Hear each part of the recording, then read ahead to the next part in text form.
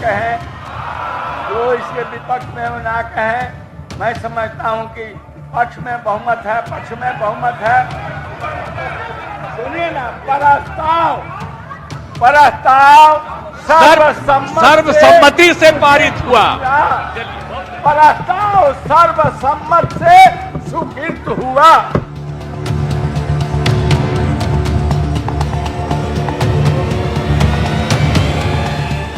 देश भर में 5 राज्यों में विधानसभा चुनाव की सरगर्मी दिख रही है। इन चुनावों को 2024 के लोकसभा चुनाव का सेमीफाइनल माना जा रहा है। 5 राज्यों में राजनीति खूब देखने को मिल रही है, लेकिन इससे इतर बिहार अब भी चर्चा का केंद्र बना हुआ है। गंदी बात करने के बाद सीएम नीतीश कुमार ने कुछ ऐसा कर दिया जिसे सुनकर सभी दंग रह गए। दरअसल बिहार विधानसभा में 75% आरक्षण वाला विधेयक पास हो चुका है, वो भी बिना किसी विरोध के। बिहार विधानसभा ने बिना किसी विरोध के सरकारी नौकरियों और शैक्षणिक संस्थानों में एससी, एसटी, पिछड़ी जाति और अत्यंत पिछड़ी जातियों के लिए मौजूदा कोटा 75% करने के लिए आरक्षण संशोधन विधेयक पारित कर दिया है। शिक्षण संस्थानों और सरकारी नौकरियों में क्या आरक्षण को बढ़ाने के प्रस्ताव वाले विधेयकों को विधानसभा ने ध्वनि मत के जरिए सर्वसम्मति से पारित कर दिया है। विधेयक के अनुसार एसटी के लिए मौजूदा आरक्षण दोगुना कर दिया गया है, जबकि एससी के लिए 16% से बढ़ाकर इसे 20% कर दिया गया है। बिहार में फिलहाल आरक्षण की सीमा 50% थी। आर्थिक रूप से कमजोर यानी कि ईडब्ल्यूएस को 10% दिया आरक्षण इससे अलग मिलता था, लेकिन अगर नीतीश सरकार का प्रस्ताव पास होने के बाद बिहार में 65% आरक्षण मिलने लगेगा और इसके अलावा ईडब्ल्यूएस का 10% आरक्षण अलग रहेगा, यानी कुल मिलाकर 75%। किसे कितना मिलेगा आरक्षण? अत्यंत पिछड़ा वर्ग, अभी का आरक्षण 18%, प्रस्ताव 25%। पिछड़ा वर्ग, अभी का आरक्षण 12%, प्रस्ताव 18%। अनुसूचित जाति, अभी का आरक्षण 16%, प्रस्ताव 20%। अनुसूचित जनजाति, अभी का आरक्षण 1%, प्रस्ताव 2%। ईडब्ल्यूएस, अभी का आरक्षण 10%, प्रस्ताव 10%। वहीं इस आरक्षण विधेयक पर नीतीश कुमार ने कहा कि सभी पार्टियों की सहमति से फैसला लिया। हम लोग केंद्र से मिलने गए थे, लेकिन मना कर दिया गया। फिलहाल हम लोगों ने सभी के साथ बैठक किया है और सोचकर ये निर्णय लिया है। तो पहले 50%, अब केंद्र ने जो किया 10%, तो 60% लागू। तो वही हम लोगों ने जब तय किया तो 50% की जगह पर हम लोगों ने बढ़ा करके, चूंकि एससी एसटी की संख्या बढ़ी है तो उनको तो 100% मिलेगा, तो वैसी स्थिति में वो 22 हो रहा है।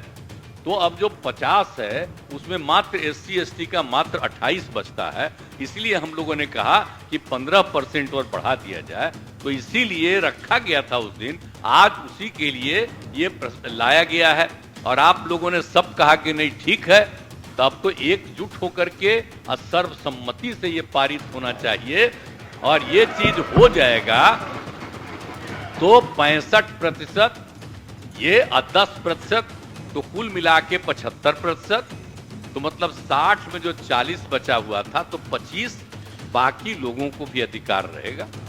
अब उसके आगे तो हम यही आग्रह करेंगे कि केंद्र सरकार भी इसका जाति आधारित जनगणना करा ले और उसके बाद और भी जो जरूरत पड़े तो 50 की जगह पर हम लोग बिहार में कर रहे हैं 65 और उधर 10 है, तो अगर जरूरत पड़े तो इसको और बढ़ाने की आवश्यकता हो तो बड़ी खुशी की बात होगी।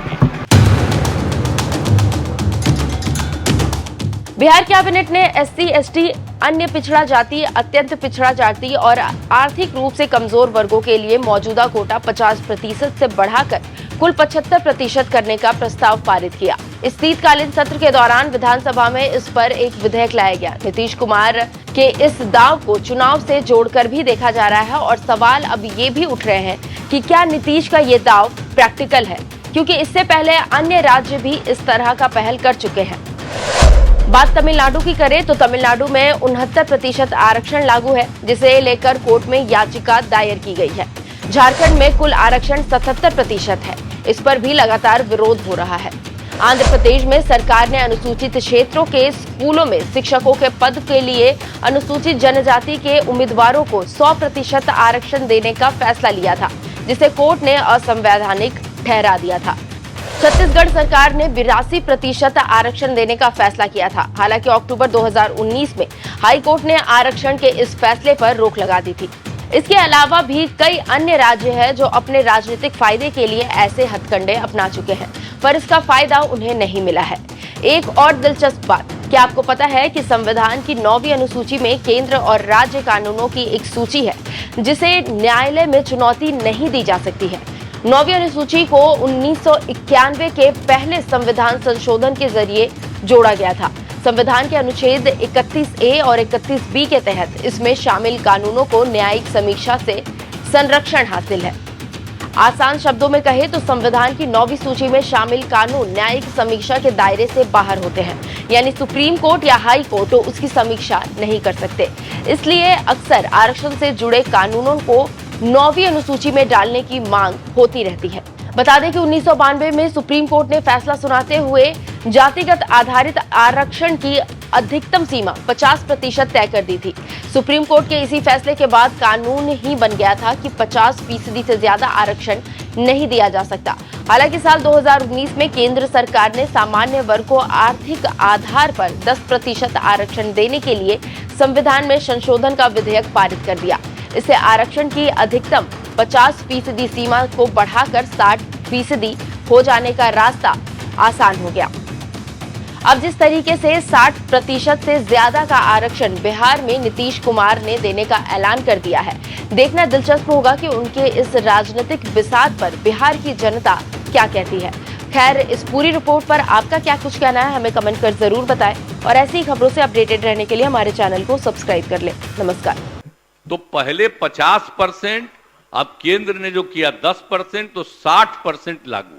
तो वही हम लोगों ने जब तय किया तो 50% की जगह पर हम लोगों ने बढ़ा करके, चूंकि SC ST की संख्या बढ़ी है तो उनको तो 100% मिलेगा। तो वैसी स्थिति में वो 22 हो रहा है। तो अब जो 50 है उसमें मात्र SC ST का मात्र 28 बचता है। इसलिए हम लोगों ने कहा कि 15% और बढ़ा दिया जाए। तो इसीलिए रखा गया था उस दिन, आज उसी के लिए ये लाया गया है। और आप लोगों ने सब कहा कि नहीं ठीक है, तब तो एकजुट होकर के सर्वसम्मति से ये पारित होना चाहिए और ये चीज हो जाएगा तो 65%, ये 10%, तो कुल मिला के 75%। तो मतलब 60 में जो 40 बचा हुआ था तो 25 बाकी लोगों को भी अधिकार रहेगा।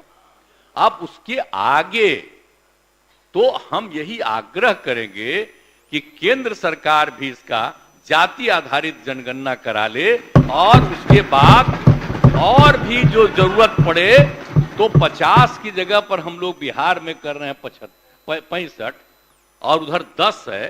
तो अगर जरूरत पड़े तो इसको और बढ़ाने की आवश्यकता हो तो बड़ी खुशी की बात होगी।